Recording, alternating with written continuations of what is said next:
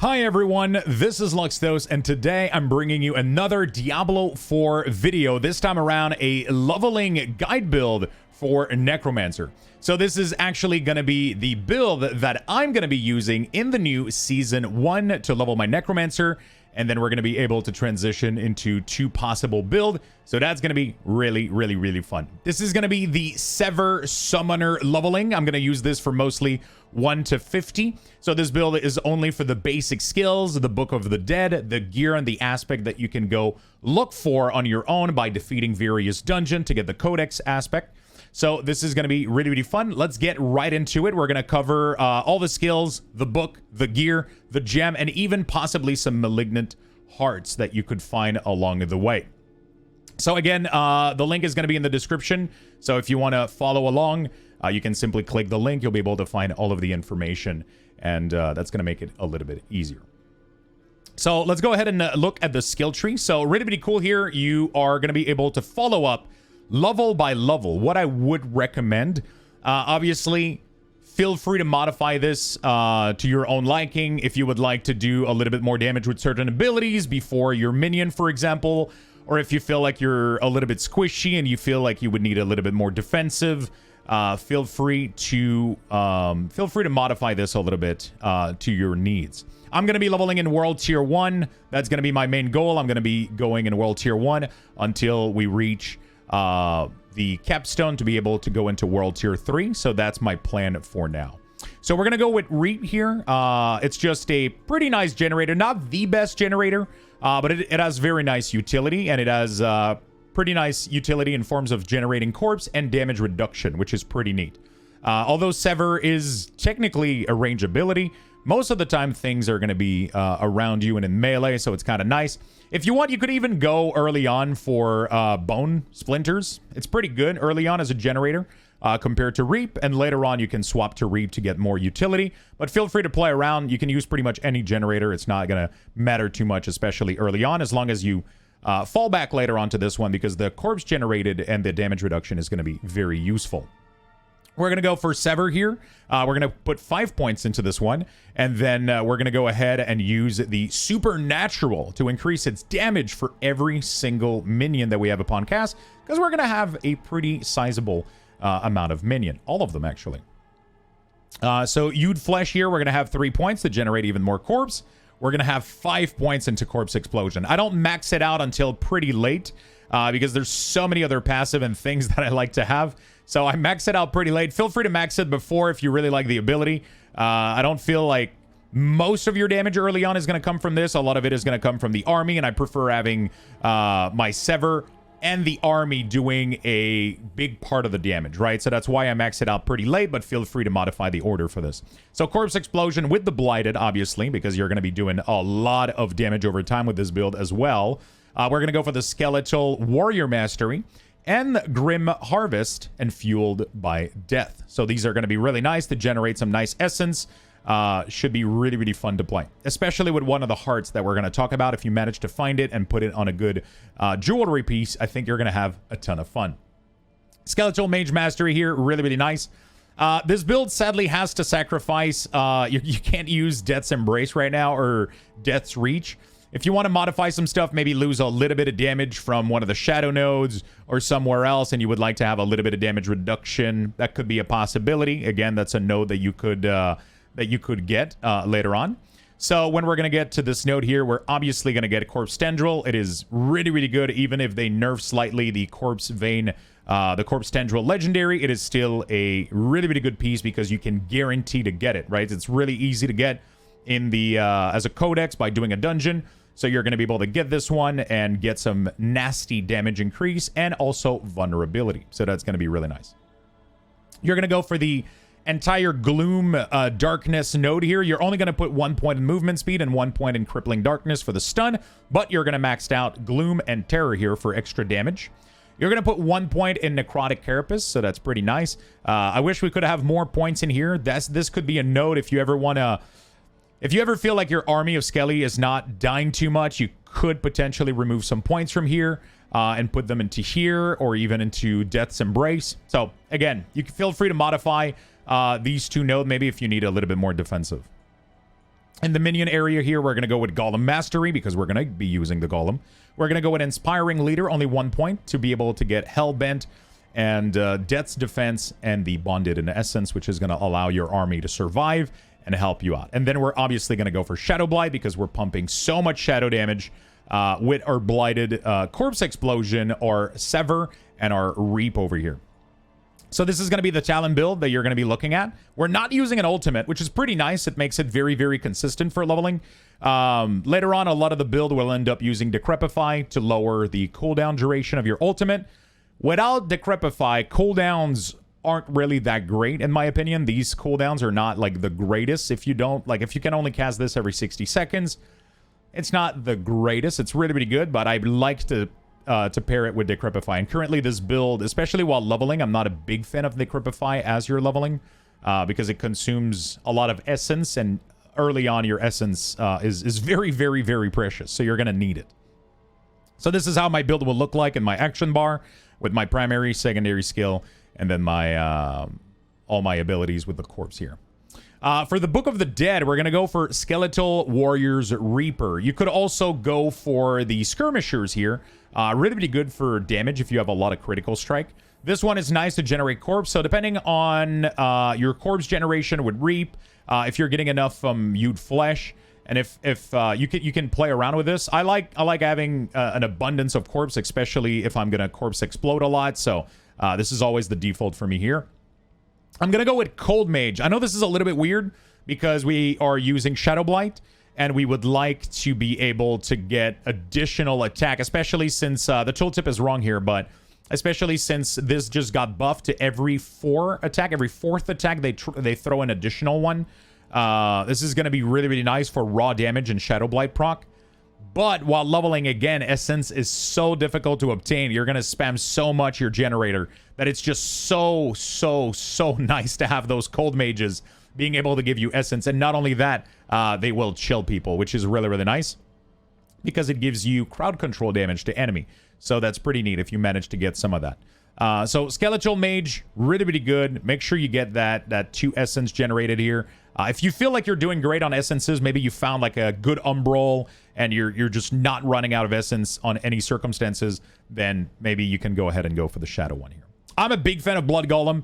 Now, pretty much every Golem is actually pretty good. They just made a buff so that Golem actually no longer gets stuck behind monsters as it tried to use its ability. So it makes the Vulnerable and the Taunt really, really good. But that 15% damage reduction is insane. Again, if you feel tanky enough that you don't need the 15%, feel free to go for more vulnerability on the Iron Golem here with the Slam here. Or you can even go on the Taunt, which is really, really nice. It gives you a little bit more corpse. I'm just not a big fan of these 2 nodes, but the Taunt is really nice to have. But I'm going to go for the Golem here. We're going to move on to the gear and aspect. So all of these aspects are things that you can obtain from clearing a dungeon. So all of these are going to be able to be obtained from just clearing a dungeon, getting the Codex of Aspect. None of this is going to be RNG drop, which is specifically made for leveling purposes. So Aspect of the Protector is a really good choice. You want to make sure you load yourself up with as many defensive legendary. There's a lot of good ones that you can get. So Aspect of the Protector, feel free to put this anywhere, by the way. Like, we're not using a lot of very specific. So Aspect of the Protector, Disobedience, and Aspect of Might are all 3 defensive. They can be interchanged. Helm, Chest, Pants, doesn't really matter. So again, Protector for the barrier. I'm a big fan of this one. Disobedience, even though it got nerfed, it just makes it even more required now. It's really, really strong to get that extra armor. Grasping Vein got nerfed a little bit, but it's still one of the best Lego you can get, especially since it is a guaranteed legendary that you can go farm. So that's nice. Aspect of Might, because you're going to be spamming that Reap. That's going to give you the baseline 15 damage reduction and a 20% reduction. So going to make you quite tanky. That's pretty nice. I'm a big fan of Eluding Aspect. There's a lot of other legendary you can put on your boots. If you ever find, for example, a +2 Skeletal or +2 Mage, this is where you're going to put it. You can also go for Critical Strike movement speed if you feel like you're too slow and you really, really want to speed level. That's going to be the legendary recommended by most speedrunner for leveling. That movement speed on crit is pretty nice. That's another alternative. I'm most likely going to put extra minion on here. For the weapon, I don't recommend using a legendary on the weapon because you are going to be replacing that weapon from 1 to 50 almost every level, if not every 2 level. This is just what I recommend to do the most, is make sure that your weapon is the highest item level it can be. So every time you find a new weapon that has a slight damage increase, better stats on it, better level, better power level, make sure that you replace your weapon. Make sure that you also spend gold on it to upgrade it by 1 to 2 level. Don't go all the way. It's going to cost a lot. But make sure that you upgrade it 1 to 2 level every weapon that you get. It's not going to cost that much for the first 1 to 2 level. Just don't aspect it, because it's that's gonna cost a lot of gold, especially doing a lot of extraction. Don't extract legendary. Also, I recommend you put them in your bank, because extracting will get extremely pricey as you go up in level. And I recommend you put the loot in your bank directly, and when you need it, then you can extract it and apply it where you need. Again, I don't recommend on weapon. If you find a legendary that's really high item level and that already has a good power on it, feel free to use it. But for the weapon, I'm not going to go with anything specific in there. For the neck, we're going to go with Aspect of Reanimation. I quite like it. Gives you some nice damage if your minion have been alive for a while. Umbral, even though it's going to be the worst version of itself, it's only going to be 1 out of 4 resources for crowd control. Quite nice while leveling. And then the Blighted aspect is going to be really good. So every time your Shadow Blight procs, you're going to get a massive damage increase. For the Codex one, it's only going to be 50%, but it's still going to be really, really good. For your gem, I quite like crowd control, because we're going to be using the Frost Mages. Feel free to also use the vulnerability one. Not so good, because while leveling, you're only going to have Corpse Tendril every once in a while to apply vulnerability, because we're not using the vulnerable Sever. So I recommend the crowd control one. It's actually not too bad. If you want, you can even go for damage over time boost, because your corpse explosion, when you max it out, is actually going to do some decent damage. For the gem, I quite like Ruby for the maximum life. If you end up putting more points into generating Fortify and you found yourself at really, really high Fortify at all time, then the Fortify gem can be good. The problem is it doesn't really apply to minion, because your minion are never considered Fortify, so they don't get the extra bonus. The topazes can be nice. When you're crowd control, you get damage reduction, which applies to minion as well. I like the HP. It's just very baseline. It also boosts the HP of your minion, so this is pretty neat. For the hearts here, depending on what you find, you know, like pretty much use anything that boosts your damage for the hearts for your jewelry. But my recommendation right now, these haven't been tested, but from the look of it, Malignant Pact could be really, really good. It just gives you 3 nice bonus that it cycles through. So either you get attack speed, either you get massive primary resources regen, or you get barrier, which is either you get good damage, good resources regen, or defensive, which is really, really good. So you're going to want to make sure that if you find one of these, put it on.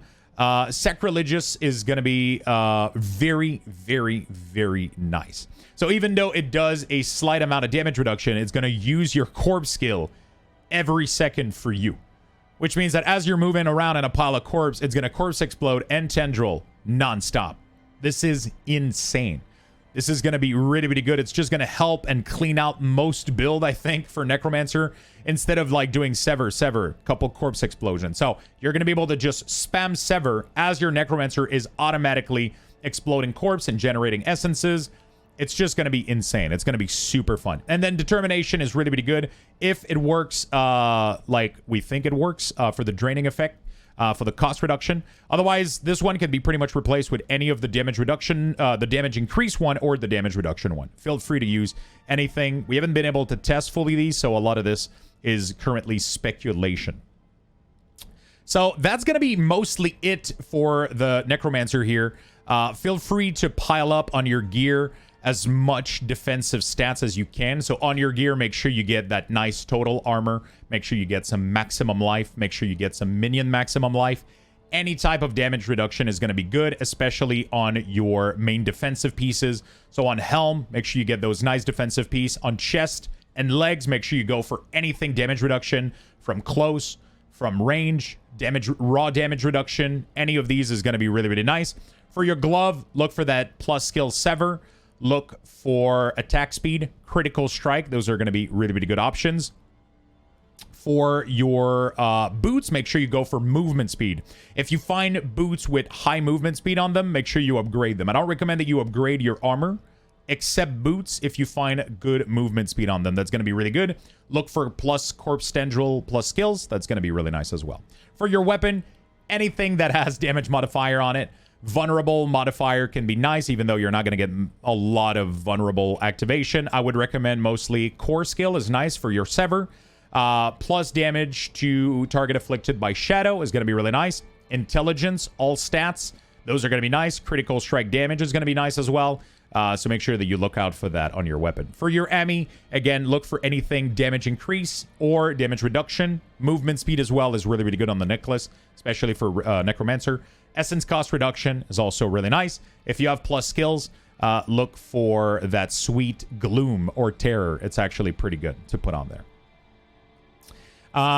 For your rings, pretty much go for critical strike damage, critical strike rating. You can go for essence generation if you want to. You can go for pretty much anything on there. Any damage percentage increase to close, at least, not distance. You're not going to do too much distant damage. But damage to close, damage reduction, all of those stats are going to be really good. Critical strike damage, vulnerable even might be good. So that's going to be that for your ring. So that's pretty much it for the Server Summoner build for Necromancer here. That is the build that I'm personally going to be using from 1 to 50. And then past 50, depending on how things go, depending on the legendary that I find, I got 2 builds that I'm currently working on now that I'm most likely going to transition from and maybe test out. So one is a pure Sever build with Bone Storm without Minion. And the other one is a pure Minion build, a pure Shadow Minion build. So these are going to be coming up in the next couple of days. I'm going to try to build them on there and make videos and share them with you. I don't have any gameplay right now. I'm waiting for Season 1 to start. I just wanted to share really, really quickly this guide with you guys that I'm going to be using for this first season. And then when I figure out which build I want to transition to and how I want to do it, I'm going to update, make another video with the new build. Either a pure summoner with no other ability, just raw minion, because I think that could work very, very well this patch, with a new Malignant Heart that increases the damage of minion by up to 75%, which is crazy. So either a full Summoner Shadow or a pure Sever build, depending on how I feel. That's pretty much going to be it for this video. Hope you enjoyed it. Hope you're going to enjoy the new patch, the new season. And I hope you're going to enjoy Necromancer. If you enjoy these guides, if you want to support the channel in any way, shape, or form, make sure you drop a like. Make sure you drop a comment. Let me know what build you're going to be running for your Necromancer. Or if you're playing any other class, let me know what's going to be your first class that you're going to be leveling in the comments down below. Subscribe to the channel, like the video. You can even come visit me on Twitch. I'm going to be streaming pretty much every day Diablo 4, so that's going to be nice. So hope to see you there, or maybe in Sanctuary. Bye-bye, my friend.